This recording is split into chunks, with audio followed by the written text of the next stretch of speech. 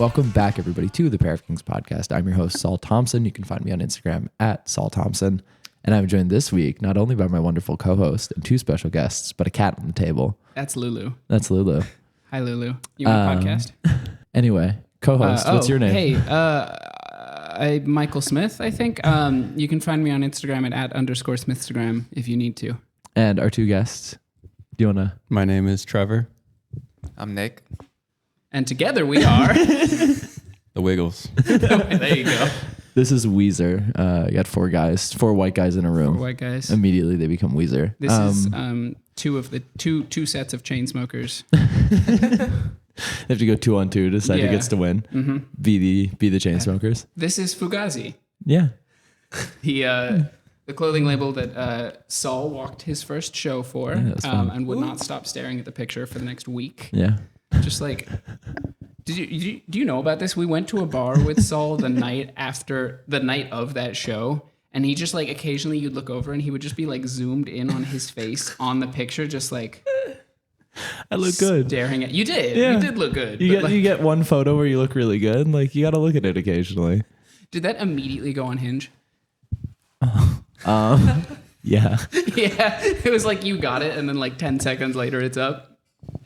By the way, I model and I'm 6'2". Yeah. Was on Instagram really quickly. Was on Hinge really quickly. And now you have a girlfriend. So No, yeah.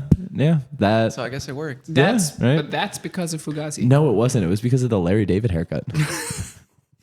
Yeah, I cold DM'd a girl, and she was like, "Who the fuck is this goober?" But looked at my page, and I had the Larry David shaved my head, bleached hair. She was like, "That was an Instagram." Yeah. Instagram's the best dating site. Apparently, yeah. Yeah. Oh, so cold DMs work. Apparently, I'm trying to take this off without putting the mic down. But Michael, do you want to start us out with a fit check?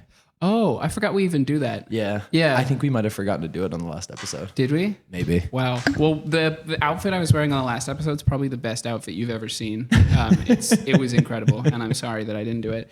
Today, I am wearing Rick Owens crops, a Rick Owens tank top, a Rick Owens long sleeve, and a Rick Owens sweater in varying shades of gray. Daring today, aren't we? Yeah, really stepping outside my comfort zone. I had a Rick Owens bomber jacket and Rick Owens sock shoes on. Just, living my dream. Saul, what are you wearing? I've got a pair of selvage denim. I'm wearing a old Brooks Brothers button down. I have a Yoji tie and then an old sweater. That's Yoji? Yeah. The Bomberman Little tie? Astro Boy. Astro Boy? Yeah. My bad. Yeah. I saw it on Yahoo Japan, and I was like, oh, that's super cool. Slightly expensive tie moment. Yeah. Nick, you want to follow up? What are you wearing today? Some black Fugazi jeans. Nice. Simple. Some vintage button-up shirt, and then was wearing a vintage flight jacket as well. Nice. Oh yeah.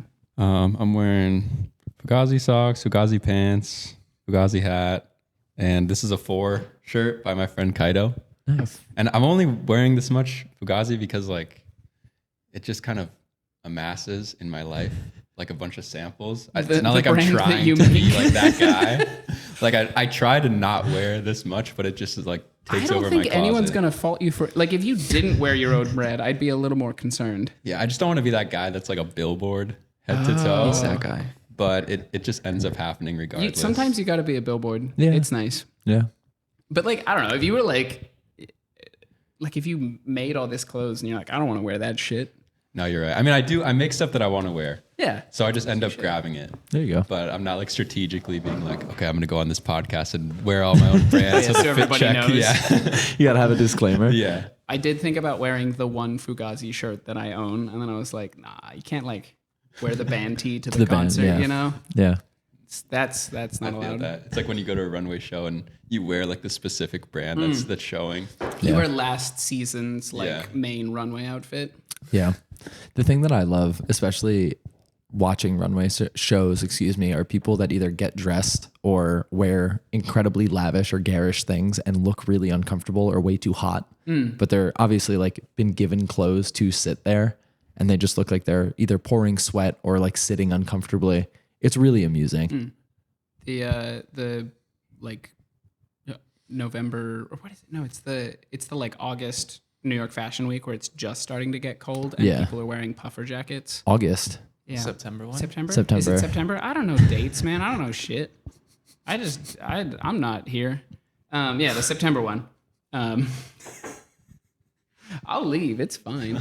Yeah, the September one where it's like barely cold and everyone's like, oh, I got this like Rick Owens puffer jacket. It's time to like show people how much clout I got.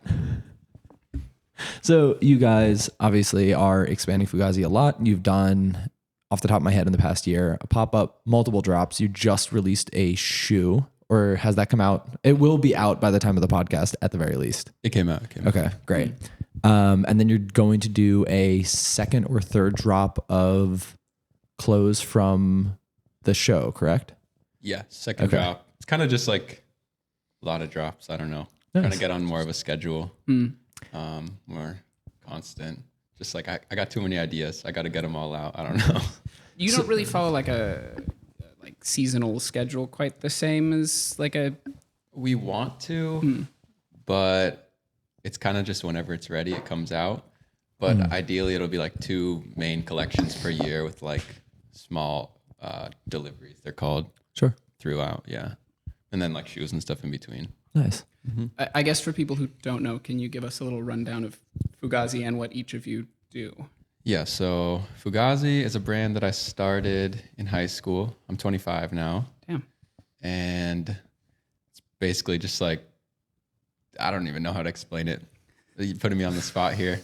You could do your own due diligence. Sorry for asking you about your brand on the podcast about your brand. It is a clothing brand. We make all types of stuff, head to toe looks. It's pretty casual, I'd say.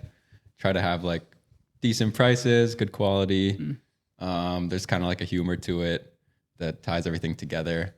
I'm kind of like the designer, I guess you could say, and like the founder. And then recently, like a year ago, brought on Nick. He's the operations manager. What does that mean?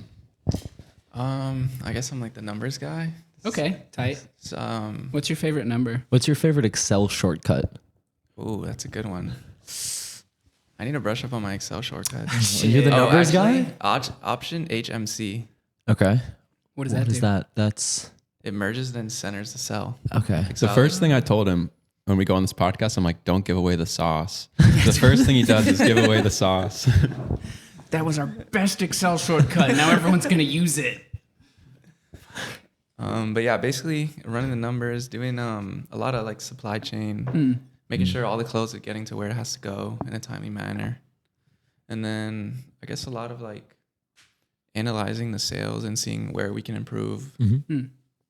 Are you using trend monitoring? I forget what it's called. Is it G? Easy? No, Jesus Christ.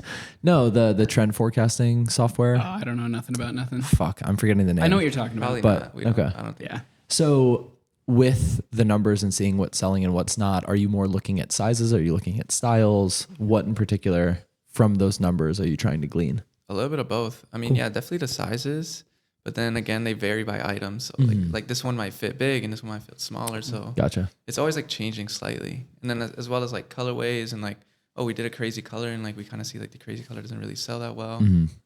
Nice. Reaching the point in a brand where you have to bring on a numbers guy, I think is like kind of a very like significant milestone. Like, oh, we actually have to start like looking at this in like a more like technical way. I think that's... Yeah, I think it's taking like a brand or kind of like whatever you want to call it ahead of time, a thing, and turning it into more of a business. And part of the reason why I wanted to bring on Nick is because you don't really hear about this type of stuff from a lot of brands, but I think it's something that's like such a big part of what we do. And it's not even about like maximizing revenue or like selling the most of X or Y, Z. It's just kind of like making sure things keep moving and we can like continue to put out collections and do all of the other like activations or the different things that we want to do, but the numbers have to be dialed for those to take place. Yeah. I mean, I think a big problem right now with a lot of new brands is they want to do really cool stuff, but they don't have a firm enough grasp on numbers in order to continue doing it. Yeah. And they're hesitant to either do ready to wear or even like to make t-shirts or things that will sell and be able to fund the really cool stuff, whether it be pop-ups or more experimental cuts or whatever it is in general. So I do think it is interesting that you guys are walking that line, but then you've also seen and correct me if I'm wrong, but a good amount of success from things like pop-ups. after the runway show, I know that the pop-up in the Lower East Side was like lying around the block basically all day and night while it was open. And then you also did a brick and mortar. Was it a store or more of a pop-up in LA? It was we had it open for 4 or 5 months. It was kind of like a test store. Yep. I think we were originally going to open for 3 months. We had like more drops coming in. We're like, we'll just extend it. But yeah, it went well, and it kind of has led us to New York. So you guys just moved here? Yeah. Welcome to. Yeah. You're now a New York brand. Yeah. I mean, I would say we're probably an internet brand. Yeah, fair enough. Where like some people would say, we're an LA brand, but I don't know if we like have any super deep LA roots. What would an LA brand look like? I think Born and Raised is like the quintessential LA brand. Okay. It's very like tied to like the culture and the people, and it has like collabs with the Dodgers or whatever. What's the New York brand? Don't say Supreme. Why would you say don't say Supreme? Because that's easy. That's the easy way out. Their name is Supreme New York. Yeah, but that is like the answer, is it not? Fine. In a way. Supreme's more like worldwide. Yeah. I guess I'm looking for a more like a smaller brand. All I can think about is Timberlands, the Yuttas. The Yuttas. Yeah, she wrote cheater on the Yuttas. She wrote cheater on the Yuttas. So are you, I guess, if you're able to talk about it, what are certain plans that you have for New York? You're obviously out here. Nick's moved out here. You're both out here now. What are what's the plot in New York City? We have a thing coming. Great. Okay. I won't Big say what things it coming. is. Big things coming. Watch this space. That's why I don't like to talk about stuff ahead of time. You're making moves in silence. Yes, sure. Yeah, my bad. I will say Nick is here. About like 3 other people who worked on the LA store are here. Ooh. We're doing coffee classes. We're doing coffee classes? We're staining floors. Okay. We're doing stuff. I don't know. Knocking down walls. We're knocking down walls. Oh, you're opening the breaking space up? barriers. Yeah. Open Yeah. up this I think it really opens the space up. I don't know. I don't want to say too much, but we have a thing coming. But you are here with stuff to do. You got a checklist. You're staying busy. Yeah. I think we're here for a reason. Okay. Yes. Is this your first time living in New York? It is. Yeah. Okay. Cool. And you were LA before that? Yeah, I was living in LA. I went to high school in Florida. Tight. And then we met in college in LA. Okay. And then we were there for 7 years? 6 years. Yeah, 6 years. And then we kind of we did the LA store, and we're like, okay, what's the next step? Well, we beat this city, so we got to leave now. We beat this city. Yeah, this one's done. Now we're just like, okay, what do we do now? And like New York was our answer. Nice. Tight. Yeah. Do you have any plans to do things internationally? Have you found that you've had large audiences in other cities? I don't know, like London, Tokyo, anywhere in China? Yeah, I will say we want to do something in Shanghai. Cool. Oh. Shanghai and London, I think, are like number 1, number 2 on my list. Any particular reason? I think China, like, it has something special to me. We went there in 2018, and there's kind of like this disconnect between like how people buy stuff in China versus here, but there is a lot of overlap in the culture. Sure. Where people are interested in the same thing, but for kids in China, it's like really hard to buy American brands because importing into China is so hard. So we're like working on some solutions for that. And then London is just kind of like an extension of New York, or it's just like another version of it. And I think we haven't really like shown any love internationally. And like, that's something that I really want to test out. Nice. But yeah. Nick, do you have like a technical background? Or how did you get into being the numbers guy? Can we do a case study, like interview question? How many leaves are in Central Park? How would you calculate that? Wow. I feel like I'm back in business school. Right? I got asked this in an interview. They got really mad at my answer too. I mean, probably just count. Yeah, just count, honestly. No, I'll probably just like try to think how big. I don't even know the size of Central Park. And then I don't 4 know. square miles. Off the top of my head, maybe like half of it is covered in trees. And then what's the average count of leaves on trees multiplied by whatever? Give me a number. Give me an order of magnitude. You're the worst ever. This is his first podcast. You're making him tell me how many leaves are on the trees in Central Park. 33,629,000. Okay, there you go. Yeah. Nice. Sounds reasonable. I don't fucking know. You got a text at 28, but that's fine. Oh, that was close. I feel like he's not giving himself enough credit by calling him the numbers guy. Yeah, well, like he does a lot of shit. I don't really like the ring of the numbers guy. What's the name? He yesterday he was calling himself the Wozniak. The Wozniak. there you okay, go. hell yeah. Okay. You don't want to be the mentat? No. Just the Do numbers not guy? make Dune jokes. It's coming out. It's No timely. Dune jokes. Fair. Well, I haven't even seen the first Dune. Oh, you should. I mean, so we're in Nick's apartment, and I don't mean to put you on blast. No. Very male living space. Like the speaker set up and TV are set up. There's a dining room table. We are where the That's couch it. should be right now, if you were wondering, and it's a dining table. You got a great Dune setup though. Yeah, you could watch really good Dune Yeah. on this. I'm sure.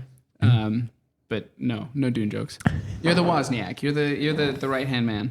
Yeah. So going back, technical background, we both studied business. Cool. That's where we met. And I also did a minor in data analytics. Tight. I guess that's Okay. where the background comes from. Data boys. Yeah. Yeah, but I guess I always knew I wanted to work in something creative, but I didn't really see myself as a creative per se, or at least on the clothing side. But I always enjoyed the business of it. Sure. And just being passionate about it, so wanting to work in it. And then working with this guy. Well, he worked so after school, he got a job at LV in the repair center. Ooh. Doing So- what? Repairing bags and stuff? Well, that's what they do there, but I was a supply chain analyst.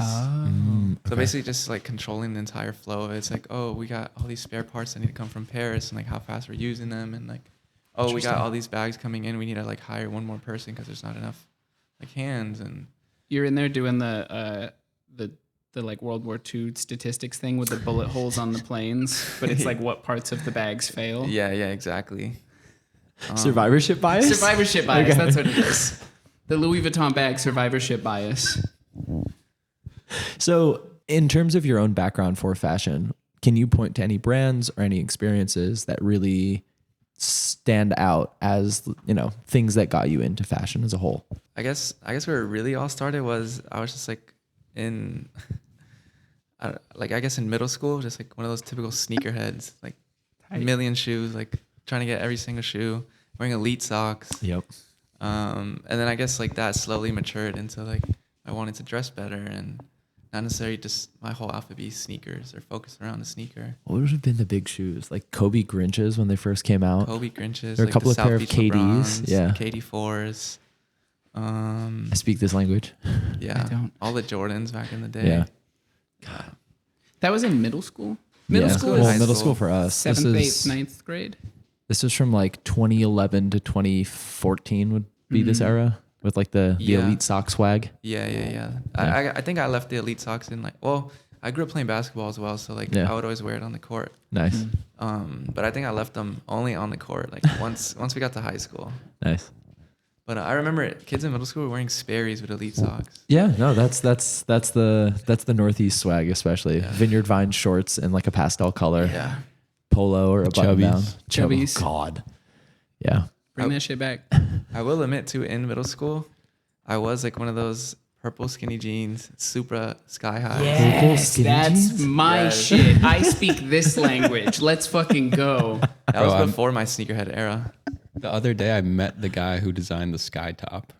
No way. Yeah, he was pretty chill. When's the Fugazi sky top coming out? Also, how did that come up? He was like, Yeah, "Hey, I'm he's the, like, I'm the "Hey, guy I who designed the sky top." top." We do some production stuff for other brands. And I Okay. was just in a meeting, and this guy was there. Mr. Supra.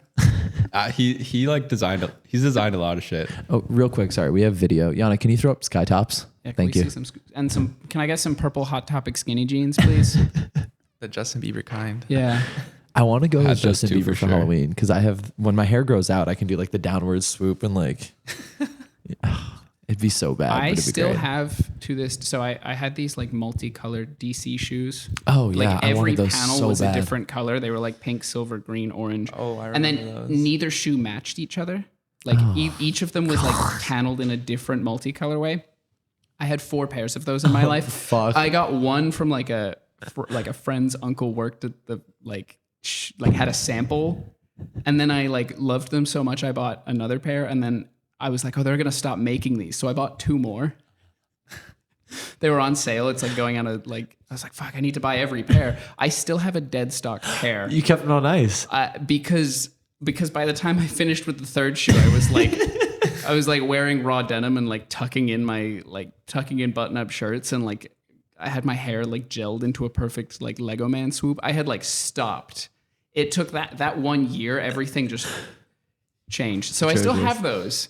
If you would like them for your Justin Bieber. Honestly, fuck yeah, that'd be great. I'll have to go to Arizona, but I will get them for you. Sweet, incredible. And some purple skinny jeans. Beautiful. So with Fugazi, you guys have very much leaned into or created things that are a little bit more in the workwear or sort of outdoorsy adjacent realm.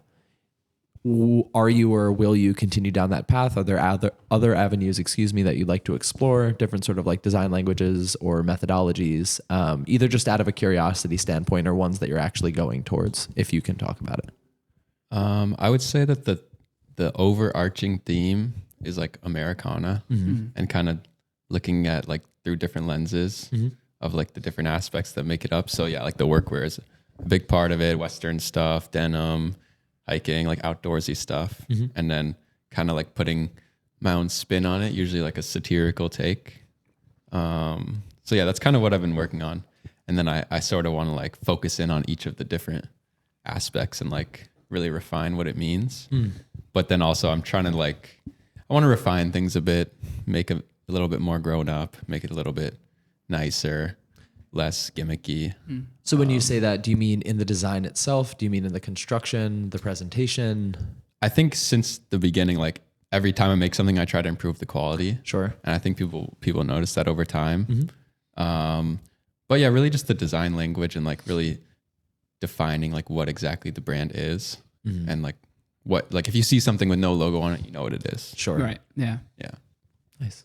Do you think, well, I guess I have a couple of questions. One is, I know that you produced the loafers in Portugal off the top of my head. Yeah. Is that where you do a lot of your production? Are you trying to move it to sort of one country? I guess this would also be a question for Nick, but in terms of a supply chain and keeping that consistent and keeping deadlines consistent and getting them delivered on time, is it advantageous to have all of your production done in one area, or can you sort of spread it out so that it comes either more consistently? We've actually found the opposite to be the case, where like we go to a place that specializes in a thing. Sure. So like we made a knit sweater in Peru, or we do like, we do the shoes in Portugal. We do a lot of stuff in China. But yeah, it's really just finding like a place that specializes in a thing and like using them just for that thing versus consolidating just for the sake of being on one country. It doesn't really have a purpose. I would understand if it's like all made in America. Yeah. But I think it's kind of out of our like wheelhouse for now. Yeah. Are there certain things that you have either tried to produce and you just haven't been able to find somebody to produce said thing in the way that you want it? Like, have you gotten a sample back? You're just like, this isn't either quality wise or sort of up to the tech pack, as it were. Yeah. I mean, off the top of my head, I can't think of anything, but for sure that's happened like 100 times. The soccer jersey. Yeah. We were trying to make a soccer jersey. It just wasn't right. So I'm like, cut it off. Just things at this point, we're making like so many different items that we just end up not making all of them. Because like some things just end up being too hard, and we'll like circle back when that whatever that resource comes about, you know. Do you have any personal favorite things you've made like from the last collection? Do you have any like highlights there? I think these jeans that Nick is wearing, they're kind of like a little bit baggier than normal jeans. It's nothing crazy, but I've just been wearing them like almost every day. And like, that's a good sign of like, if something is good, is if like, I just end up wearing it all the time. Right. Yeah. But yeah, I tend to wear the things that are a little bit more simple, more like reserved. But then sometimes there's things that I know will do well that are a little bit crazier. So it kind of just depends where like, I think the crazier stuff is more of my design language, and then the simple stuff is more of my personal style. Sure. Yeah. Do you have any surprises, anything that you've put out and you're like, I don't know how well this is going to do, and it's just gotten completely snapped up, or vice versa? The Tibets, which is like the mule with the laces. Sure. Those I was kind of on the fence about. I thought they were cool. Fernando, my friend, was like, nah, those aren't it, bro. And I'm like, nah, they're cool. They're cool. And now like all my DMs are like, restock Tibet. And it just happens sometimes where there's certain items where I won't know. And then it will become like the thing that everyone wants. I don't know if it's because of like a TikTok or what. Sure. And there's other things that we're designing and we're like, oh, this is the one. And then we make it and it's kind of like, it doesn't really hit. But that's why I just try to keep it moving. Like always be sporadic with what we drop, where it's like something over here, then something completely from the opposite spectrum, and just like have something for everyone in a different vein. See what sticks. Yeah. I feel like that with pretty much every like moderately creative thing I ever do. It's like the stuff that I'm like, oh, this is the best thing I've ever done. It like no one cares. And the stuff I'm like, this sucks. That was really well. No idea. It happens for sure. Yeah. Yeah. But yeah, back to the data thing, like us trying to predict that Yeah. Oh yeah. is really hard, because it's like all of the designs that I make, like I want to produce them in some sense Sure. for like artistic purpose. But then how much do we make? It really depends on like predicting how much people are going to like it, which is really hard to do. Yeah. But that's like what we've been trying to do over the past like year or so. I think it's also just very hard because we're still such a young brand. There's not that much data to go off of. So I think slowly we will improve as we have more data. It's like AI, like you feed it more, it like just grows stronger. Makes sense. End up with that Essence like machine learning model they have that prices all their shit. Yeah. Yeah, the goal is to just be serving the schlop. Yeah. You know, just have like complete mid, but that sells the best. Yeah. The essentials hoodie. Yeah. Oh, yeah. Oh, the fear of God method. Yeah. No, I think I'm pretty stubborn, where there's certain stuff that like we kind of know isn't gonna sell, But you're like, you have and I'm to like, make we're it. making this, Yeah. or it's just like I'm unwilling to compromise on so many things, because like I just think it like adds to the bigger picture Yeah. of like the whatever it is that we're doing. I think so many designers historically have like done that for years. Like they spend years where they're like, this is what I like. It doesn't fucking matter. Make it. Yeah. Hopefully it sells. And then, you know, you keep doing that enough And then you go bankrupt. and then you go bankrupt, or you go big. Yeah, Everyone's like, oh, I get it. Like 8th season of making like the pants with like 3 legs or something. And everyone's like, oh, Yeah. that's tight. And then now it's the new thing. That's what I'm hoping for. People go back and they're like, oh, I need like this. Yeah. And it's like, And then oh, you that was- pull out all the archive shit you've been saving to flip. Oh yeah, all the extra stock Yeah. that didn't sell. Not Trevor Not Gorji's Trevor on Gorji. grilled. On Grailed I selling don't. the. I have all this old stuff that like I've worn like too much, where I would want to sell it, but I don't know if like I should sell it on my Grailed or not, because like I kind of like, if I'm donating clothes or like I'm selling clothes to Second Street, I like won't put in the Fugazi shit, because I feel bad about selling it like under the retail price, but it's been worn like 100 times. You don't want to devalue the brand. Yeah. So I just have like a storage unit and like some boxes of old like shit, and I don't know what to do with it. Damn. That's funny. Yeah. Have there been any interesting up until this point, or just in the past, like full circle moments for you both? I know Fugazi's still pretty young, but people that you really looked up to, and suddenly you're sitting in the same room. You mentioned that you're doing production for people. Super guy. Yeah. Any interesting full circle moments? What do you think?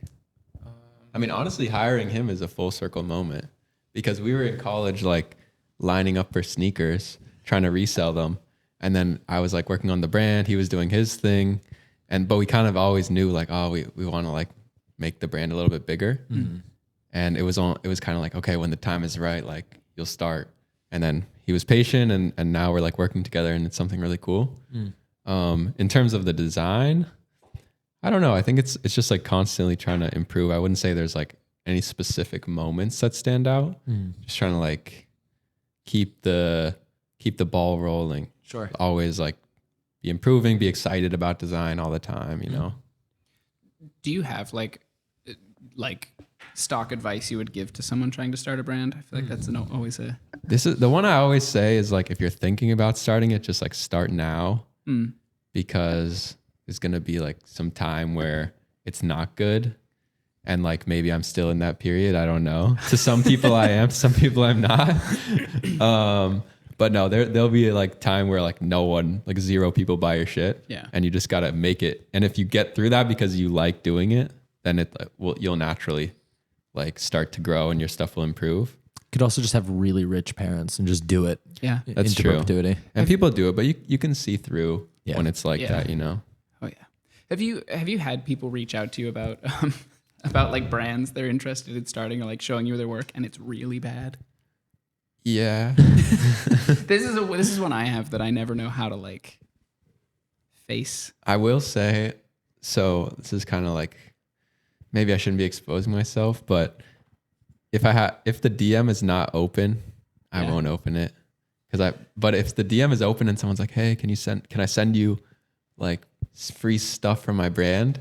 When I was in that stage, I would be so discouraged if someone was like, nah, I'm good. So I'll take the stuff, but like, I really don't usually wear it. Yeah. But I hope that motivates them a little bit. Yeah.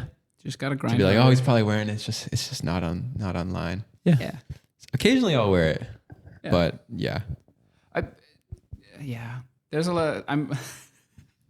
A lot of the like someone offered to like make me a pair of pants, and I was like, I don't know what this is gonna be, and I'm not gonna. I got hit up by a guy who's starting a luxury brand, but it's like Majin Vegeta screen printed on a blank, Wait, and it's like $300. Yeah. I thought you just found that on the internet. No, they DM'd me and they were like, would you be interested in doing a promotion for my luxury brand? And I looked and it's literally it's like the Majin $300 Vegeta. Copyright infringement shirt. Yeah, I kind of want like, it. absolutely. I kind of want it. It'd be kind of sick. You imagine? Some stuff is so scuffed that it's good. The like smoke shop brand Vegeta in a Supreme Puffer. RDP is on top right now. What's RDP? Rhino Dick Pill. Oh, yeah. Yeah. I think they're like there's like a noticeable vibe difference between leaning into it and calling yourself Rhino Dick Pill and like being like, oh, this is a luxury brand.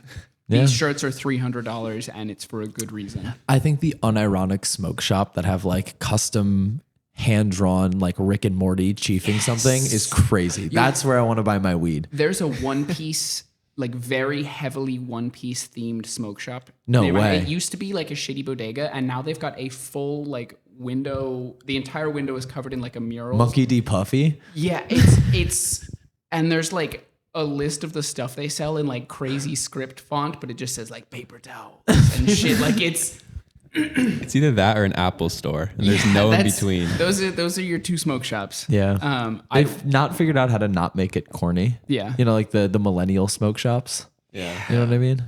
Like MedMen or whatever it is. I just want like Zaza Exotic. It's got to be whack as hell. Grandma's off. Granny's Yeah, off. Granny's Oz. Granny's God, Oz. that's terrible. There's a place near us called Oppenheimer. Well, it's not called that. Sorry, it's not called Oppenheimer. It's called like Puff Smoke. It's called something generic, but it's like Puff and then a picture of a guy in like an Oppenheimer fedora. It's like he's got like a coat and a fedora on, and then it says smoke shop. So we just call it the Oppenheimer Smoke Shop. It opened the same time Oppenheimer came out. It's like smoke shop. It's incredible.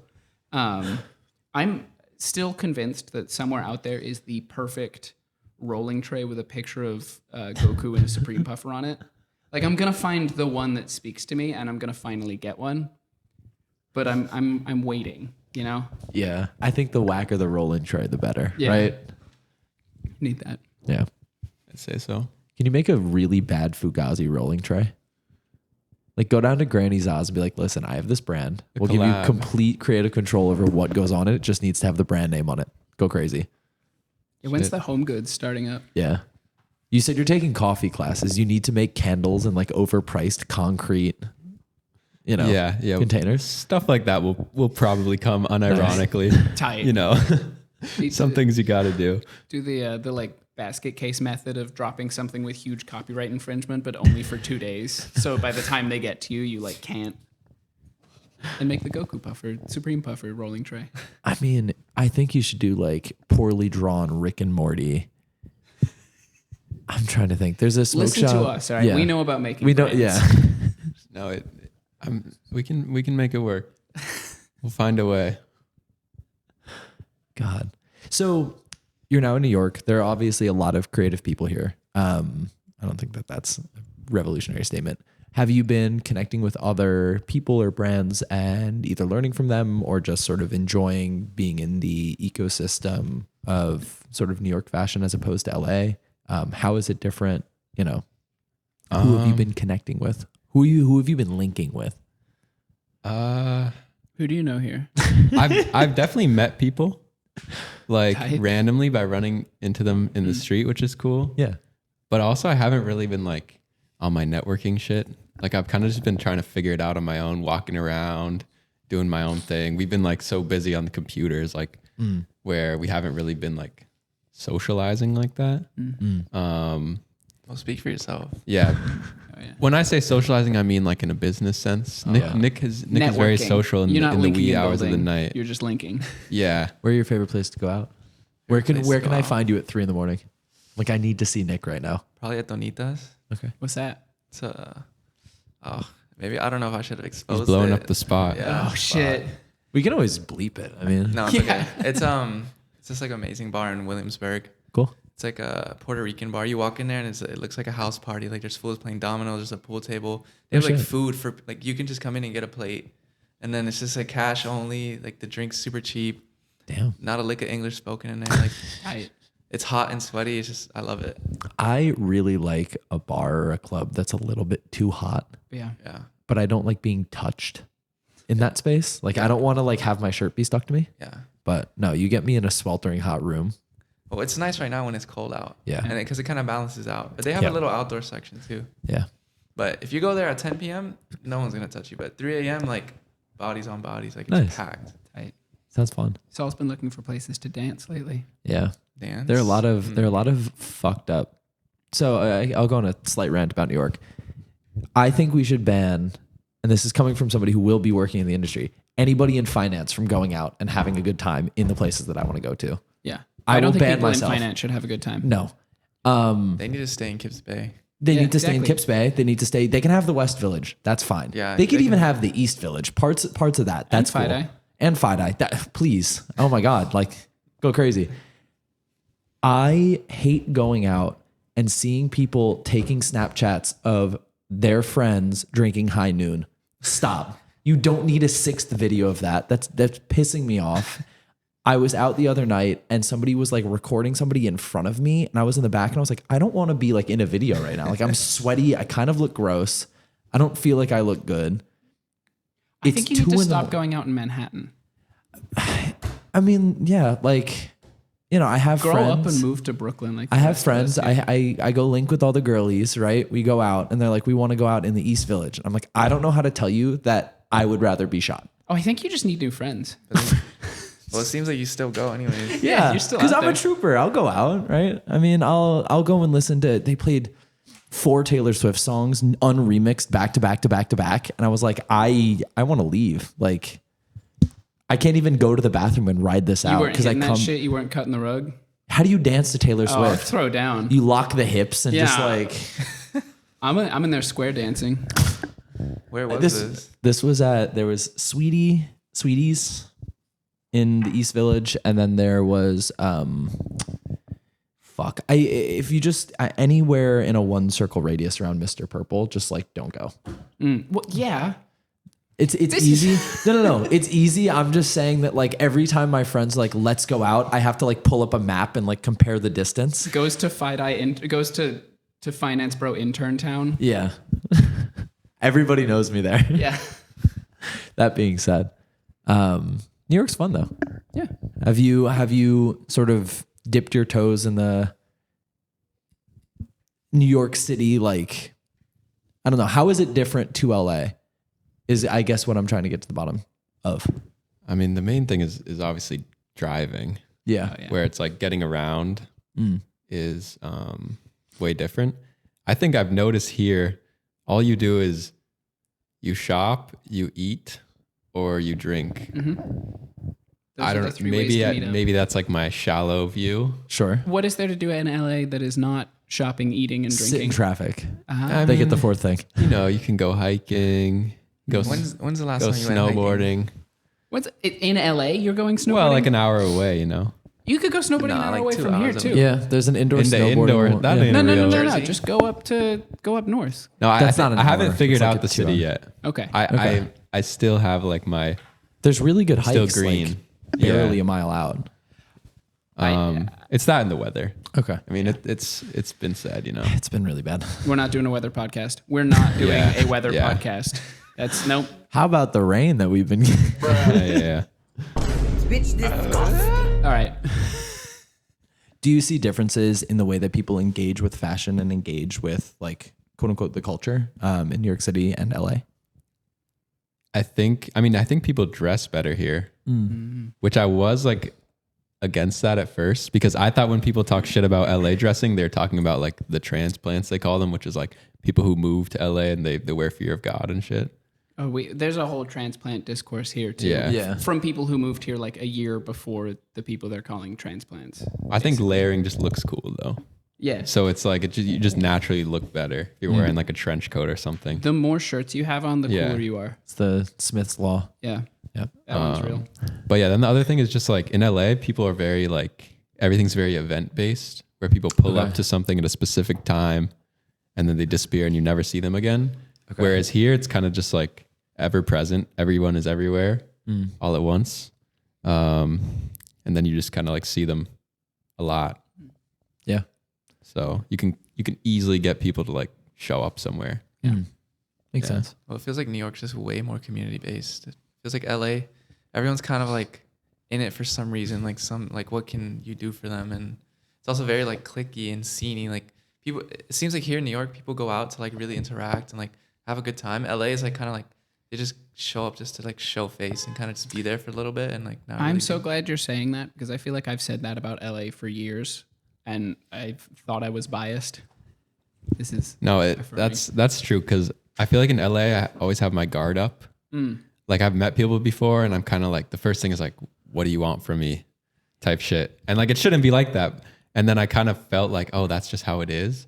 And then when I'm here, I'm like, oh, people are just like genuinely interested in like what you're up to. They want to meet you, vice versa. Yeah. So it's very like, you would think it's the opposite because you hear like, oh, New Yorkers are very rude and LA is like this sunny town, whatever.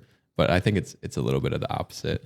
I think New Yorkers are direct and LA people are like fake nice. Yeah, I think everyone in LA is trying to have a persona. So if you're not offering them something, and maybe I'm just in the wrong spots. Well, because I don't want to talk shit about LA too much. This is officially an LA hate podcast. Yeah. If you would like to join our Discord, which we dub the happiest place on earth, you need to prove that you've listened to an episode by messaging us a special word or phrase. What is that word or phrase? What's that Excel code? Oh, option HMC. Message us option HMC at Pair of Kings Pod, and we will let you join the Discord. Nice. Good catch. I was not remembering. Yeah, we always forget. Yep. That's fine. Yeah. We're new. This is my first time. What does this thing do? Trevor wants you to join the Fugazi Discord as well. Oh, there's a Fugazi Discord? We don't run it. I'm in it. I don't know how to join it, honestly. Wait, it got started by a fan of the brand or like somebody that works for you? No, just like that's cool. Our boy Zeke. Zeke and Zetchi. They're always in the line at the store. Always the first one. They're always first in line. They got good style too. Like they don't like wear it bad. Well, of course they do. They wear Fugazi. Well, I mean, you know. Have you ever seen a Fugazi item and you've been like, take that shit, dude? It's always the shoes. Like really, the sneaker people. They're like they only know the brand for the sneakers. Okay. And I'll get tagged in like the craziest like Amiri. Not even like hating on Amiri, but it'll be like that type of fit. You know, like the skinny jeans with the like it's 2017. Do you ever go on the business account, like the Fugazi official page, and just comment like, "Take that shit off"? I think once it's out of your hands, it's out of your hands. You know, like that's very fair. That's not on you anymore. But I turned the tags off on the brand page, so no one can see. Yeah. Wait, I want to see. You got to show me some of this. Yeah, no, you can't see any fits. I'm starting a Fugazi community fit pick Instagram. It's just only going to be the Mike Amiri dudes. Yeah. Yep. Men wearing Fugazi. Ooh, yeah. And the Ghazi Wars. Yeah. Oh shit. I think it's really cool to have like a community that is like reaching the point where someone else has started like a community group for you is kind of crazy. No, it seems very genuine. I think that there are very clearly brands that have, I don't know how to describe it other than like bought their way into a community, either by seeding or just sort of disingenuously Nothing against convincing seating though. I think seating's important. but disingenuously convincing everybody you're cool by either just like being in proximity with other things. But it's been cool because again, we've had you on the podcast 3 times. I think the first time was almost 3 years ago now. And seeing it grow and sort of develop organically has been really nice and refreshing. And even just seeing what you guys have been capable of doing has been really incredible as well. Like doing runways. I really like your video ads. Those are great. I mean, it's been, again, like really refreshing to see a brand grow. Same thing with sort of Basket Case in that vein, but it's been cool. And I think that there are very few young brands right now that are able to develop organically over a period of time without just, what you pay for 6 GQ features over the course of a year. And then suddenly everybody's like, oh yeah, like they're a brand, right? Like they're cool. Can you pay for GQ features? I'm sure you can. Yeah, I've been emailed about it. Everything has a price tag. Would you like to buy a GQ? Yeah, like we article? have these ad spots in like GQ featured brands. Yeah. Do you want to buy? Damn. They're making you. That's crazy. If you ever see a GQ featured brands list, they paid money for that. There you go. But no, I think what you're saying, I appreciate it because like we don't spend money on ads. We don't, like, everything is organic. We barely do seating, like to the homies, or like if someone specifically, I'm like, oh, they need to have this. But yeah, I've tried to have everything organic since the beginning. And like I don't know, I just want to maintain that as long as possible. And I think that's how we're able to kind of cultivate like our like circle of people who are like interested in the brand. I think that, again, Fugazi is also really interesting because it's a brand, like you said, it's sort of an internet brand, and you've been able to grow really well over Instagram primarily, really. Are there certain strategies that you used in the past or currently use in order to get people to engage or to grow or to sort of get eyes on the brand itself? I think, I don't know if it's a strategy, but I enjoy having like little viral moments. The first one was like the Fila poster that I did. And then I've done like the couch, the runway, like. Can you explain the couch thing to me? Yeah. What do you want to know? I feel like I've seen this, that couch thing in a few of your posts and I don't know what it is. The like geometric one. Dune sofa. There is an expensive couch, extremely expensive and like impossible to get. And I was like, I want that, but like you can't get it. So I just made my own. And you made your own? Yeah. Oh. And I made it the print because that's like kind of like a symbolic of bootlegs, like Dapper Dan type shit. So I just wanted to make it very obvious that like this is bootleg. And I didn't expect it to be like that crazy, but it was just something I kind of like to piss off like old rich people, Tight. Yep. And like people who are trying to be so cool and exclusive. And I'm like, I'm not supposed to have this, but I have it anyway. Or like same with the runway show. Like we're not supposed to do a runway show, but like we're going to do it anyway because why not? Also, the location you got for that runway show was kind of crazy. The Brooklyn like courthouse thing. Yeah. The Tweed Courthouse. Yeah. What was the process for getting a courthouse? It was on a Saturday? Yes, it was on a Saturday. Yeah. Was there no court happening? We played Wizard Staffs the night before. I got so drunk. Yeah, Saul was you know in Fortnite when you're playing squads and you get knocked and you're on all fours? Yeah. That was me. Yeah, Saul had a really bad night the night before. Oh no. You showed out though. I turned it out. Yeah, no, you did great. Yeah. You guys ever play Wizard Staffs? No. What is that? Good game. You drink a beer, and when you're finished with that, you tape it on top. You tape another beer the on new top beer, of it, and you got to drink from like the another Wizard Staff. can. So you're just building a staff. Yeah. But you always have to hold the bottom one when you drink. Yeah. So eventually you're like, and the goal is to get as tall as you are. Tall boy. Yeah, that's which I think I have a competitive edge. You're edging competitively? I'm edging competitively as the shortest person in that group by a noticeable chunk. I'm like a couple beers short of y'all. I don't think you're like I'm a beer and a half. Yeah, I'm a beer and a half. Yeah. Close enough. And you were drinking out of White Claws. Yeah, I was also not fake sipping. Not to say that anybody else was, but we did a 2-hour power hour, and I was like, it's a great idea for me to be taking a mouthful every 1 minute for 120 minutes. And then he walked in his first runway show the next day, and he did great. Yeah. Very funny watching Saul, because the place Try not where to you make had eye him contact to stop laugh. was like line of, if he was looking directly forward, it was me. And I saw him like, No, no one in there was really a model. yeah. We really like brought it together in like the Yeah. most kind of grassroots way, you know? I think that's cool. I think that's like, I don't know. No one needs to see the same like 6 models walking every New York Fashion Week show unless they're my friends. Yeah, nor can we afford them. Right, yeah.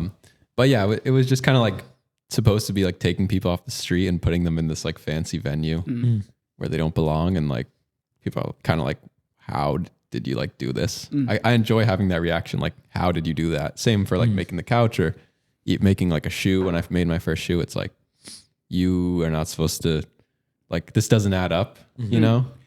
I feel like shoes is one of the like the last things that most brands ever touch, because that's like a whole like other process, I guess. Yeah, it's like, I would say it's completely different than clothes. Yeah. It's like having 2 separate companies. And you had like custom molded soles on some of those, right? Like I did like the whole top to bottom, you know? That's crazy. That is kind of nuts. Do you have to know how to make a shoe, or do you just draw it and like someone else like knows how the like welting and shit works?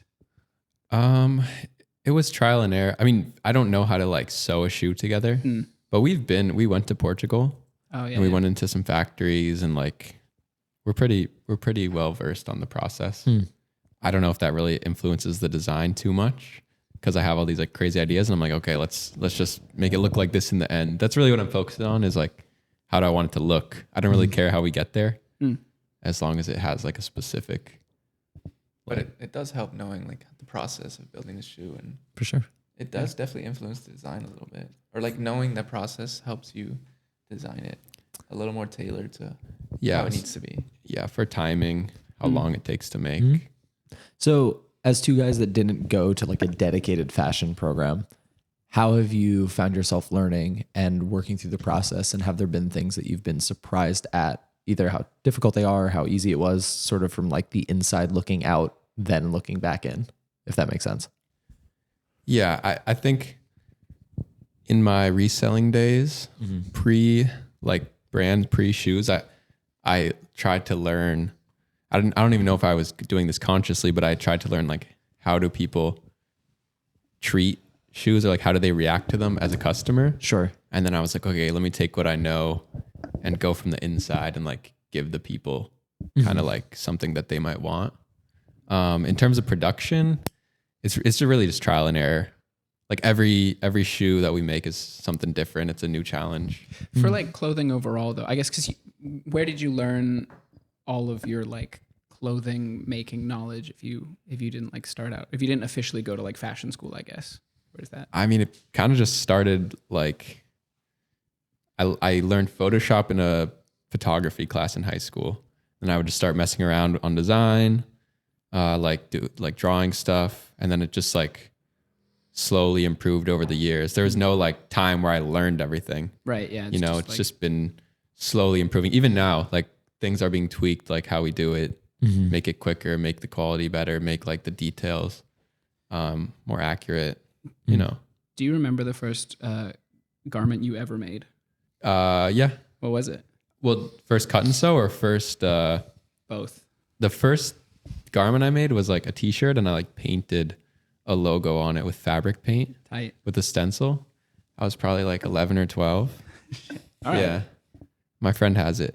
And then the first cut and sew thing I made was like, there was this palace hat, and I basically just took pictures of the palace hat and sent it to this factory on Alibaba. And I was like, can you remake this? And it was like, so I changed it a little bit, and I was probably like 16. Tight. And I didn't even order a sample. I just ordered 50 hats, and like they were horrible. Well, what ended up happening with the other 49 hats that you weren't wearing? I don't know where they are, honestly. I did still sell them, but they just weren't like Did you sell them as real, or you sold them as like? No, I mean, this was before no, they didn't say Palace on it. It was like my brand. It was called Paradox. Nice. So I had a P on there. Yeah. You know? Tight. But yeah, that was like my first. And then after that experience, I gave up on it for like 5 years. Yeah. Cause I was like, I'm not doing this right. Do you have favorite things that you just enjoy designing more than others, whether they be jackets, knitwear, pants, shoes? I think it might not be a specific category, but there's like certain items that like excite me more than other ones. Sure. Where maybe it's like a new challenge, or I don't know. I've been enjoying denim a lot lately, and then shoes always is something cool. But there's certain items like the boots that with like the convertible ones. Yep. Those are one item where I'm like, okay, these are something cool. Like I want to make these right, you know. But I wouldn't say there's like, oh, I love pants or I love belts. It's like, I don't know. The bags were fun. The bags are fun. But for me, it's about the concept. Sure. So like if the concept is strong, then the item is good. So is that sort of your design process? You start with an idea and then you sort of branch out from there. It's not like we'd like to make pants that look like X. Yeah. I mean, I have a list of notes in my phone when I have like some idea like that, but I'll have an idea for something specific. Sure. And then I'll write it down. And when it comes time, I'll like work on that idea. Yeah. In terms of, I guess, dialing it back, it's not really a sequential question, but in New York, sort of roaming around, as you guys have described, eating, shopping, and I forget what the third thing you guys said is drinking. Thank you. Have you been finding brands or creators that you're like, wow, like that's interesting, that's new? Who are some of the people that you guys enjoy looking at, even if you're not wearing the brand itself? I mean, shout out to young Raph Simmons. He helped with the show. Let me think. Is Young Raph Simmons a brand? He's like he has a brand. His name is Drew. Okay. His Instagram is Young Raph Simmons. He makes like very experimental stuff. Cool. Who else? I know there's some other good stuff that I've been finding, but it's tough. I think all I see is like ALD. Yeah. Welcome to New York. So experimental. Yeah. Wow. They're really pushing boundaries over there.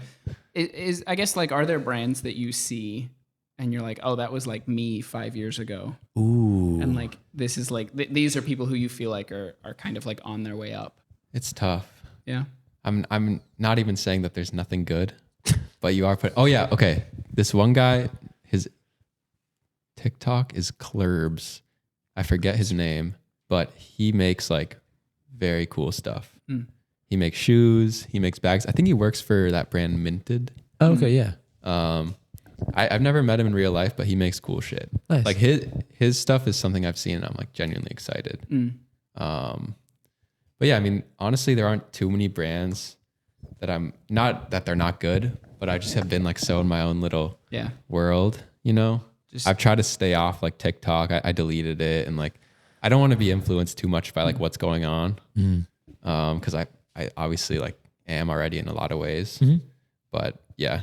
So in terms of like organic discovery, staying off of TikTok and thinking through things or discovering things on your own, one, sort of how do you do that? I guess both of you. But then two, what are certain either cultural beats or style beats, things like that you guys have found or discovered or are just sort of paying attention to on your own?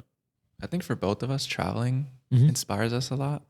Like last year we went to Vietnam and just seeing the whole realm of streetwear there, and even just like the whole like cultural in general, like everyone is like, the friend group is kind of like, this guy has a brand, but then he also has a bar, and then like this girl's a DJ and she also has a brand, and like this one's a model, and like it's just cool to see that community and how they kind of all like intertwine, and there's not really something like that here that we kind of would want to emulate. Cool. Do you think that music can or should be used as a proxy for fashion? Do you think that that's something that drives it forward? It's like a loaded question. Huh? We ask good questions. I know you're going to follow up with like some rapper. I'm going to start cooking you guys on these questions. Yeah, I guess it's all part of the culture, because like a lot of the clothes that people make the artists are wearing, and then it always seems like every designer wants to be a rapper and every rapper wants to be a designer. Yeah. Makes a lot of sense. So Louis Vuitton by Pharrell, right? Do you think that certain genres of music are either more influential or not, just within your own spaces as well, to fashion, other than rap? I think the whole like grunge definitely influences fashion a lot. Mm. It's like more of like an attitude kind of. Well, I feel like rap is like, yeah, there's definitely a lot of like attitude to it, but a lot, at least like in modern rap, it feels like they're just like naming off brands. Yeah. I mean, I think different brands can fit in with different type of music. Like Rick can be some like gutter bass, whatever, or I don't know what you would call it, like thumping, like Thumping? Techno? devil screaming, What are you? like goblins. Trevor's really scared of You want Michael. to know the He's like musician inching that away from wears him. the most Rick Owens? Ludacris? No, it's the lead singer of Third Eye Blind. Oh yeah. The guy who made like Dun, dun, wish dun, you dun, would step dun, back from dun, that dun. ledge, my friend. That guy wears a shitload of Rick Owens. I mean, that's just because it's at the end of the day, it's good. Yeah. And like, you know, like it's, if you've discovered and it works for you, it works. Yeah. And it doesn't matter what you're into. true. Is there a certain genre of music that you think Fugazi would fit best with or in? Talk to me about Fugazi, the DC-based hardcore band or punk band. Yeah. So when I named the brand, I didn't know what it was. Oh, really? Yeah. Oh. But no, I think I definitely have a respect for the band. I mean, I don't think I'm not trying to say this. I'm not trying to get you. I feel like that band's time is like a little past, anyways. It's like come back in a big way. Fugazi, the band. Yeah, I think people. I mean, like any old like punk or just older band that made pretty good music has been sort of rediscovered by the TikTok crowd. Yeah. And has sort of been dredged up, which I do think is a cool side effect of people having access to the internet and just going down these like insane rabbit holes. You know, like Prodigy's back, sort of, kind of. Yeah. Interesting. Yeah. But no, I think like people, the name, it didn't, like the band didn't make the name, you know? Right. Yeah. No, it's a word already. Yeah. But I and a lot of people are like, oh, you stole the band's name, which is untrue. Do people actually say that? Yeah. Especially I mean, the old people are heads. uneducated. Yeah, old people. All right. But no, I think their like mission statement, I relate to it in a way. I think they're more extreme than what I am. Mine is a little bit more satirical. Yeah. But I do understand like what it is. I think that's just like on another level, and like my Fugazi, and like in terms of like the bootleg thing and like kind of the anti-corporate is a little bit less you know. They're a part of that very lacking nuance era of punk where it was just like all the political shit's just like right there. There's no like subtlety to it, I guess. No hidden metaphor. It's No just hidden laid out. metaphors. Yeah. So with satire, a cornerstone of producing good satire is punching up and being subversive. You mentioned sort of, well, I guess I can just lead it out and see where you take it. But are there certain industries or certain political messages that you guys look towards when you are sort of creating satire and creating a comment on something as a whole? I mean, back to what you asked about design inspiration, I have a bunch of books that are like old corporate ads or just like the places I look are kind of like the era of like the 80s and 90s where it's just kind of like these corporate things that are kind of like telling you what's good. Yeah. Or just telling you like, this is America. And it's a little bit like, you look at it and you're like, why is that the case? And it doesn't quite feel right. Sure. That's what I try to play on, is things that kind of you've been told growing up that are the case in like society. And it's like, wait, why is it like that? You know? When are you guys going to do a car? I would love to do a car, but I don't know. Let's give When are you us guys some going to do an time. apartment building? I would love to make everything. I have so many ideas, and I have a lot of ideas that don't fit into like the Fugazi brand. You guys got to do a collab with BlackRock and just start buying up apartments, jacking rents. Fugazi private jet. Serve those eviction notices with the Fugazi logo. Sorry, mother of four. Like You're I getting said, punted we're out. great at brands. This is our shit. No, you're cooking. Yeah. Look at him go. But I guess another question that I wanted to ask is, as you guys have grown and gotten bigger, do you find that it is harder to create more poignant satire because it's being viewed by more people? Also, do people miss the joke a lot? Yeah. Yes. Okay. So I would say that maybe only like 10 to 20% of people actually see the joke. And that's like, most people are like, oh, cool jacket. Yeah. And then there's some people who are more into it that see the jokes, and the joke is like my design language. Yeah. So that's why I put it in. Yep. But yeah, I wish more people would like understand it. Even the brand name, people are like, why would you call yourself that? Like, and then they're like, oh, you're just making like bootlegs of like other shit. And it's like, let's put 2 and 2 together here, you know? But yeah, I like to do things that just kind of, you're not really supposed to do. Yeah. Because I like to push the boundaries a little bit. So what are some, I guess I can ask this without asking specifics. What are certain rules that you're looking to either subvert or comment on, or I guess undermine isn't really the right word, but you know, what are rules that you're looking to break? I don't know if I can be too specific, but it's like, what would you expect a brand like us to do? What are we capable of doing? Like, what stuff are we allowed to make? What worlds are we allowed to play in? Sure. I don't know. It's kind of hard to like be so specific because there is a range. Like that, dude. No. I don't know. I mean, I don't know what specifically like I should say. I mean, you like to bend the rules of the fashion industry as a whole. Yeah, I mean, I like to play off trademarks. I like to play off like design identity, kind of like, I don't know. Even something as simple as like not following the season. Yeah, I like to do things my own way as well. We don't do PR. We don't, just kind of like we move however we want and do whatever we want. I'm moving different. Yeah. Making Some would say. You keep catching me saying corny shit. But no, I just like to kind of be like, have our own freedom. Yeah. And not rely on anyone. And we make all our shit ourselves. We sell it ourselves. We make head to toe. I can make whatever I want. Yeah. And that's like a nice freedom to have. Have there been any challenges moving from e-com to brick and mortar stores that wouldn't necessarily be like, oh, obviously that would be the problem, right? Like, I mean, I think the main challenge is just like, takes up the most time. Yeah. And it doesn't necessarily correlate to making like the most money. yeah, So it's really, we're doing it because we believe in it. sure. Because I think it just adds a layer to a brand that makes you like stand out and kind of builds like the story. It's less about like trying to make the most money or whatever. Yeah. Because I'm focused on like making a brand that lasts like 50 years, not For sure. like making the most money right now.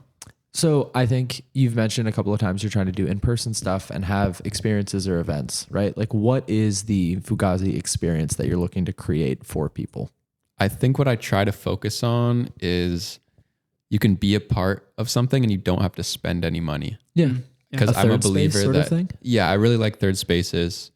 And I believe that like the sales will come if like there's people around. Sure. Because obviously we have to sell stuff to make it all happen. Yeah.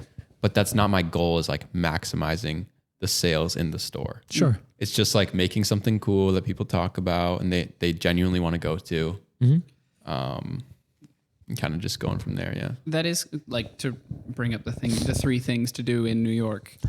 There isn't really any way to like go out and do anything in New York without spending money. Like even if it's just like a little bit, there's no way to have like At the very least, you got to buy a coffee. And Yeah. that's like $4. very At the rarely least. do I have a day where I don't spend a single dollar. Yeah. And every time I do, I'm like, that's crazy. How'd I do that? Yeah. $4? You must be drinking whole milk.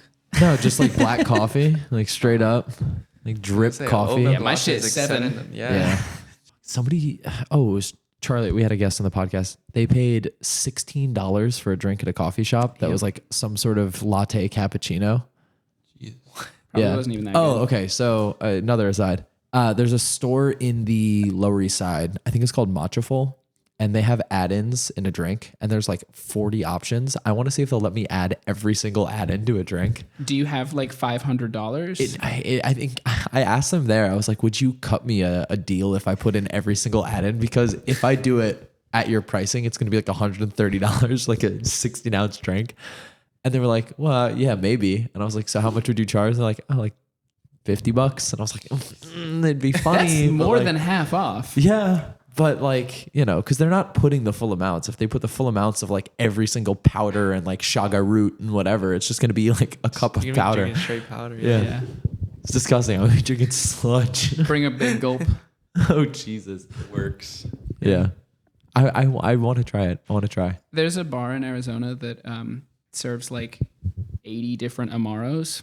What is an Amaro? An Amaro is like I don't know. I just know what an Amaro is, but I couldn't describe it. It's like It's like a bitter or something. Yeah, it's like a bitter liqueur Okay. that you drink Just on its own. okay, You like cool.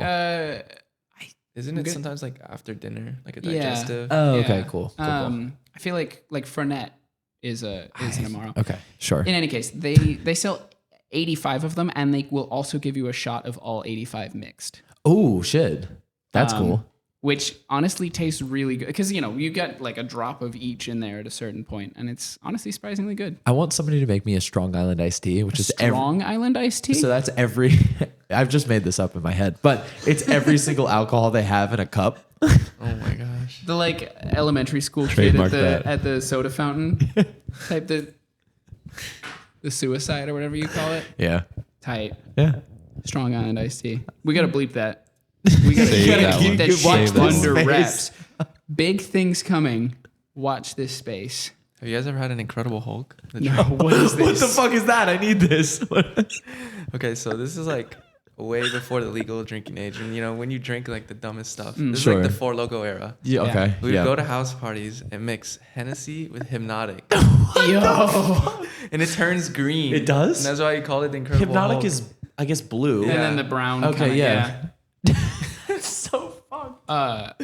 My friends and I used to drink Hennessy and Genesee. What is that? Genesee's a beer. Oh, okay. So we would drink Henny beer basically. Ew. Mostly because of the Drake song where he says Hennessy and enemies is one hell of a mixture. Sure. But it was Hennessy and Genesee. Yep.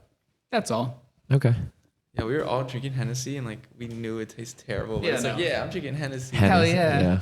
Hypnotic is also disgusting. Yeah, that's worse. Yeah. Incredible Hulk is Incredible fucking Hulk. nuts. I'm trying to imagine 17-year-olds The- being like, what would be the coolest thing we could drink? The and what drink you and a shot settle on? combo that's Strong Island iced tea and an Incredible Hulk. Big things coming. Is that what you guys are going to do at the New York pop-up? Can you guys make Strong Island iced teas? If you can get Perhaps. us a liquor license. Yeah. Yeah, good luck. Yeah. You don't need a liquor license. You're fine. They don't check those things.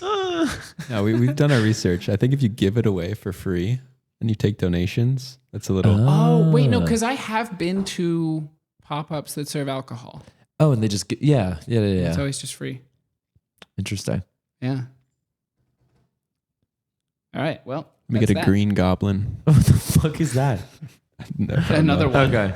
A secret third thing. Yeah, That's- it's coming. It's coming. Yeah. That's just the bottle of Hennessy in the corner that starts talking to you. You're like a little too drunk. Like Norman Osborn. Like, drink me.